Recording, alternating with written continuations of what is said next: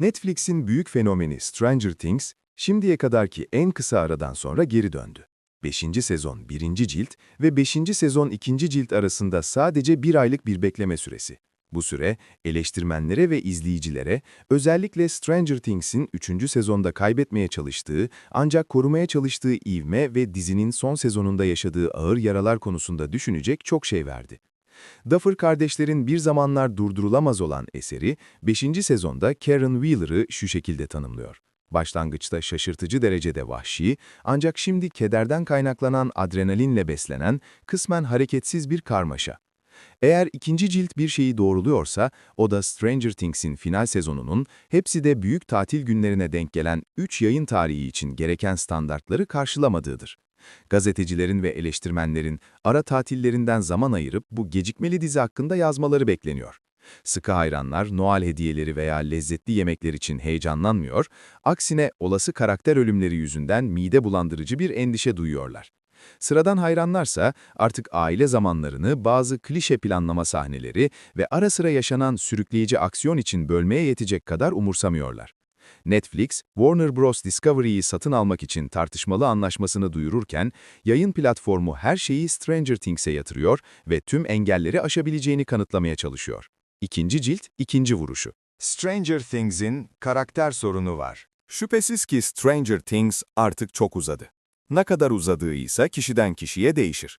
Kimileri dizinin 1. sezonda tamamen kapanması gerektiğini söyler, kimileri ise bundan sonra sadece birkaç sezon daha devam etmesi gerektiğini savunur. Tıpkı dizinin kendisi gibi, Stephen King'ten esinlenilmiş, isimlerin bolca geçtiği 1980'ler bilim kurgu dizisinin birçok karakteri de görünürde hiçbir sebep yokken hala hayatta kalmaya çalışıyor. Dizinin kültürel bir fenomen haline gelmesinin nedenlerinden biri de karakterleriydi. Bu yüzden şimdi büyük bir sorun olduklarını söylemek şaşırtıcı. Öyle ikonik hale geldiler ki 11 artık sadece bir sayı değil, bir sembol ve isim. Ama işte ikilem burada. Netflix ve Duffer kardeşler, herkesin kendi ticari ürünlerine layık bir figür olmasını istiyor ve ortada yeterince ikonografi yok. Olayları daha iyi anlamak için 2. sezon 5. sezon 4. bölüm olan Büyücü'den hemen sonra başlıyor. Ana karakterlerin Will, Eleven ve bir bakıma Max olduğu çok açık. Diğer herkesse karikatürize edilmiş ve endişe verici derecede yetersiz bir şekilde geliştirilmiş. Ancak dizi gereksiz karakterleri azaltıp ana kadroya bu ilgi noktalarına daha fazla hazırlık imkanı verseydi bu durumdan kaçınılabilirdi. Stranger Things 5. sezon 2. bölümde herkese yer açıyor. Bay Clark, Murray ve Vicky 2. sezonda sürekli olarak yer alıyorlar. Ve hepsi kötü yazılmasa da hikayeyi de gereksiz yere uzatıyorlar. Duffer kardeşler, bir sezondan daha eski karakterleri öldürmeye genellikle alerjili oldukları için, bu kişiler sadece şaka yapmak, diğer karakterlere bağlam ve bilgi sunmak için etrafta kalıyorlar. Ve neredeyse hiç amaçlı duygusal destek sağlamıyorlar. Vicky, Robin'in aşk ilgisi olsa da, mevcut çatışmaya neredeyse hiçbir katkısı yok. 5. sezonda, dizinin tek amacı, dizinin hikayesini açıklamak olan daha fazla karaktere gerçekten ihtiyacı var mı? İzleyicilerin yorucu bir hatırlatmaya daha ihtiyacı yok.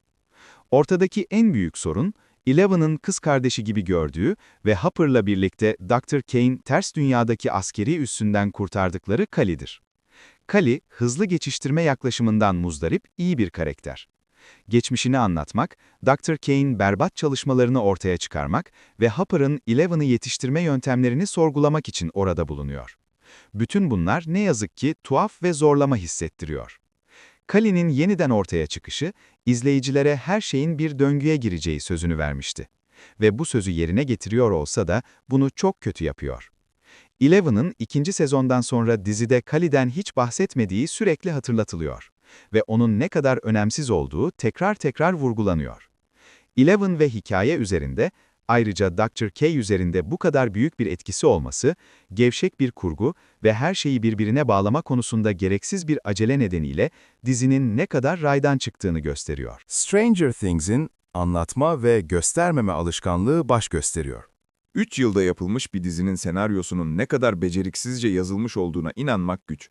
Ama bir sezonun sadece planlama, kurgulama, teori üretme ve açıklama üzerine kurulu olması daha da inanılmaz. Elbette insanlar son bölümde cevaplar istiyor ve Stranger Things'in bunları sağlayacağına güveniyorlar. Bunlardan biri Upside Down'la ilgili olan ve hayranlar haftalar önce tahmin etmiş olsa bile son derece havalı bir açıklama.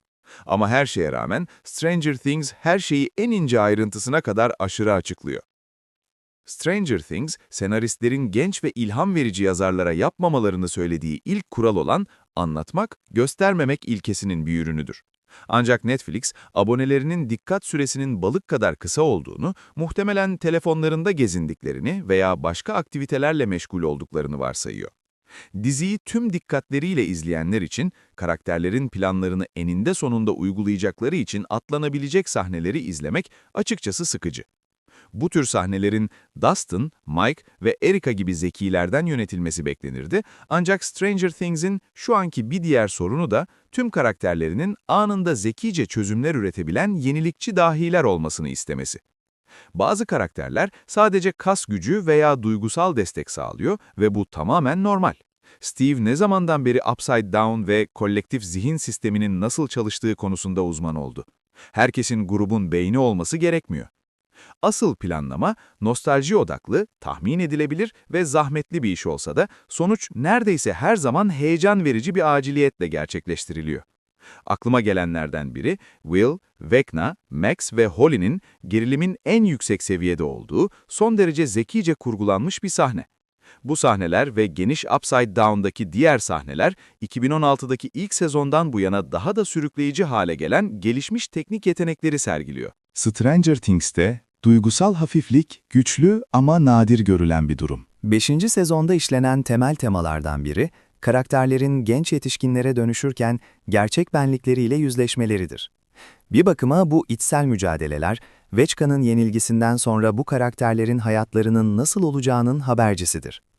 Gençliklerinin büyük bir bölümünü canavarlarla savaşarak geçiren bu karakterler, gerçek hedefleri ve kişisel hayatları hakkında endişelenmeyi büyük ölçüde ertelemişlerdir.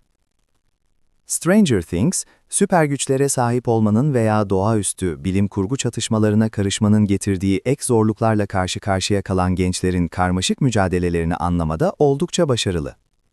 Will, hem gerçekçi hem de abartılı hikayelerin ön saflarında yer alıyor ve bu iki hikayenin ne kadar iç içe geçtiği güzel bir şekilde işlenmiş.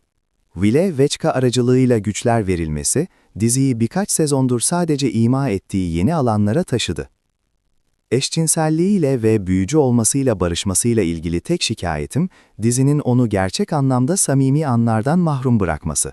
Her şey grup halinde yaşanıyor. Oysa duygusal doruklara ulaşması için tüm çeteyle değil de ailesiyle birebir anlar yaşamasına izin verilmesi çok daha iyi olurdu. Üstelik bazılarıyla ekranda hiç konuşmamış bile. Bu sezonda Will ve Jonathan arasındaki anların eksikliği kesinlikle suçtur. Diğer ana karakterlere gelince, yan hikayeler kapanış aşamasına başlıyor. Dizinin yüzü olmasına rağmen, Millie Bobby Brown neredeyse her zaman tek başına veya tipik eşleşmeleriyle yer aldığı yardımcı bir role sıkıştırılmış durumda. Brown'un, Eleven'ın yarı bozuk İngilizce lehçesine olan bağlılığı, onu karakterinde tutmak için her zaman hoş bir küçük ayrıntı. Dustin ve Steve bazı derin konuları büyük bir başarıyla canlandırıyor. Caleb McLaughlin, kendisini geleceğin yıldızı olarak sağlamlaştıran ve Sadie Sink ile inanılmaz kimyasını ortaya koyan birkaç harika sahneye sahip. Mike ise artık sadece Will ve Eleven'ın sevgiyle bakması için var. İyi anlar ise çok az ve seyrek. Bu 3 bölüm ne yazık ki Stranger Things'in en zayıf bölümlerinden bazıları ve belki de diğer bölümlerle birlikte yayınlansalar bu kadar belirgin olmazdı. Ancak bu bölümlerin ayrı ayrı yayınlanması, aşırı planlama ve dizinin ne kadar Disney-vari hale geldiği gibi kusurları daha da belirginleştiriyor. Her şey güvenli bir şekilde oynanıyor, aynı parçalar tekrar tekrar kullanılıyor. Ancak Stranger Things final bölümüne doğru giderken bazı riskli hamleler yapabilirdi. Stranger Things Netflix'te izlenebilir. Dizinin final bölümü 31 Aralık'ta yayınlanacak.